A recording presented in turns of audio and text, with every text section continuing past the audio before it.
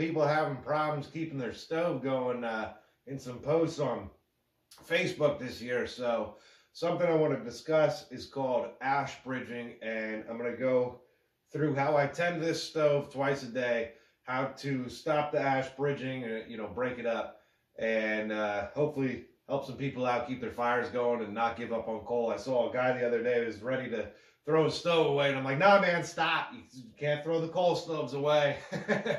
But yeah, so I'll go over the tending procedure. Another thing a lot of people have been saying is, you know, hand-fired stoves are a pain. This stove is not a pain at all to me. I don't have any issue with this, but I will say this stove, the DS Comfortmax 75 and my Hitzer 5093 that I have in the garage, both have issues with ash bridging, and I'll explain what that is and how to stop it. So let me get a couple buckets of coal in here. I already emptied the ash pan, so that's good to go. We can shake it, and I'll show you guys exactly what we're talking about here with ash bridging. Okay, so number one, how do you know if you have an ash bridging problem? If you shake the grates, you add coal, and then the fire burns out, there's a good chance that you have ash bridging. So I don't normally open the ash pan when I tend the stove. I usually just shake the grates and kind of go by feel. But for purpose of the video, I'm going to open it up here. So step one when you're tending the stove, at least at night, I am recording this video, this is Monday evening, so I empty the ash pan at night. Mornings I just shake it, but I already emptied the ash pan. So step one is we're going to shake it. Okay, you can see you got red coals coming into the pan there. Again, you can see all the dust flying out. That's why I don't typically open the ash pan. But so let's say that you shake the grate and it's like, man, there's nothing there. That's a good indication that you have ash bridging. So when I tend this stove, this is what I do. I shake the grates a little bit.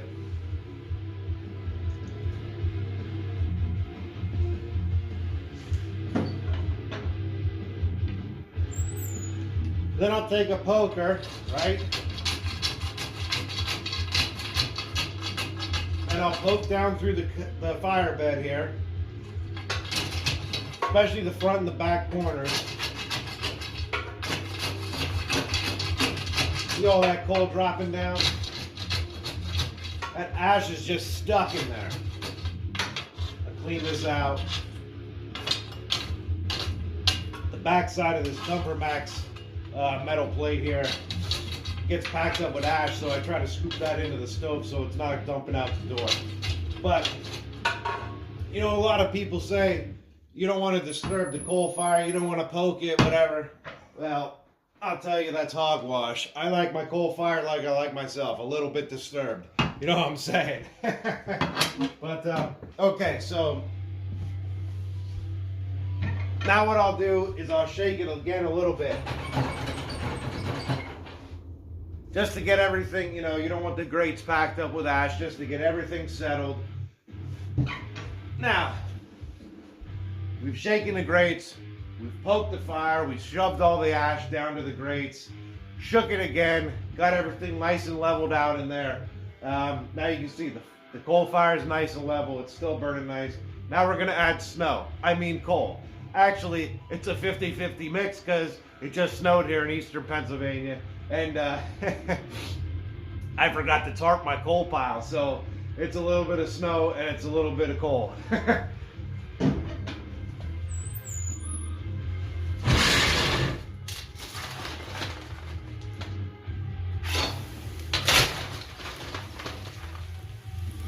I typically start in the back corner.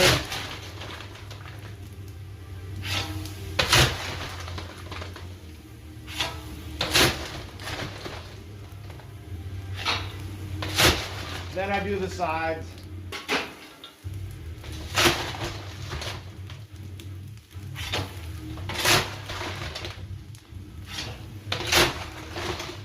Yeah, look at this. Lots of snow.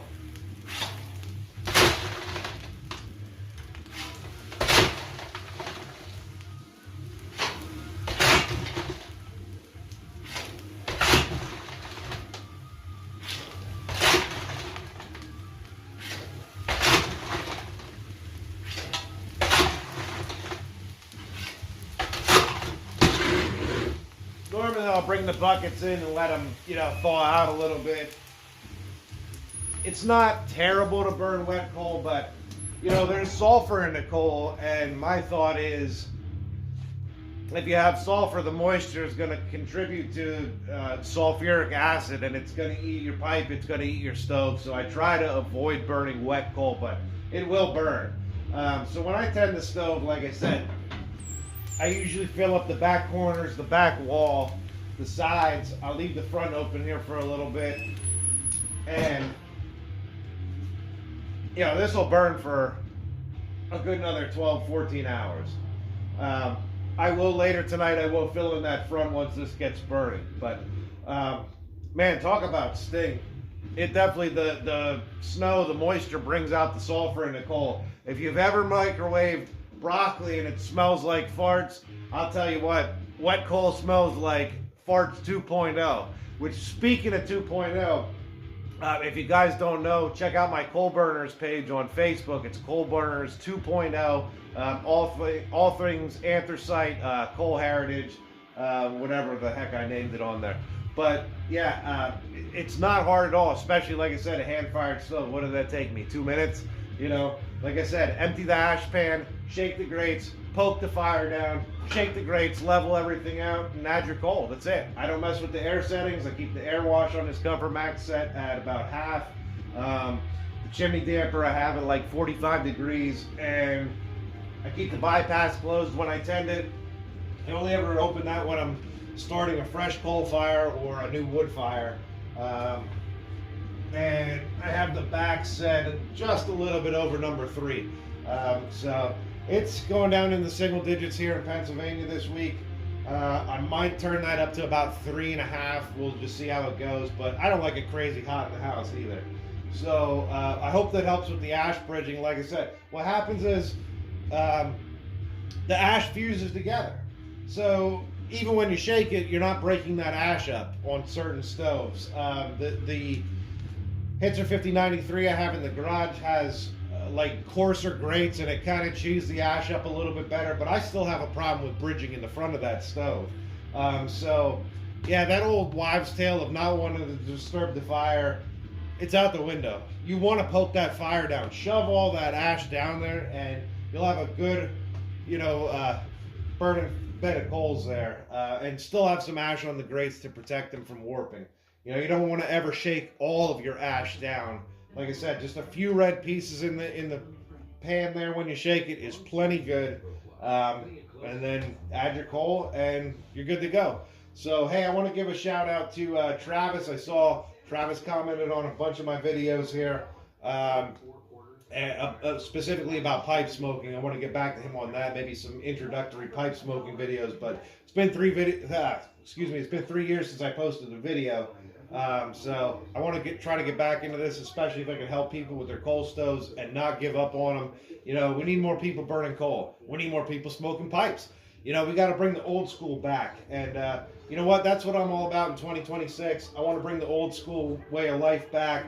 You know, burning coal, smoking pipes, and you know, God, guns, and glory. So I greatly appreciate you guys watching. Before I go, I do want to give a shout out to my buddy Danny, RiverRat74 here on YouTube. He actually kind of inspired me. We were talking a couple weeks ago about doing some YouTube videos again and getting back into it. And he kind of inspired me, like, you know what? I'm way overdue for a video here. And then I saw some people having trouble with their stoves. So I really hope that this helps. I really appreciate you guys watching my videos. I hope you check out my coal page on Facebook. Again, that's called Coal Burners 2.0, all things anthracite heritage. I post, you know, stove pictures. Feel free to post anything coal related, even if it's not anthracite. If it's bituminous coal, peat, you know, whatever. But yeah, I appreciate you guys watching, and you know, I hope you guys take care, and thank you, and God bless.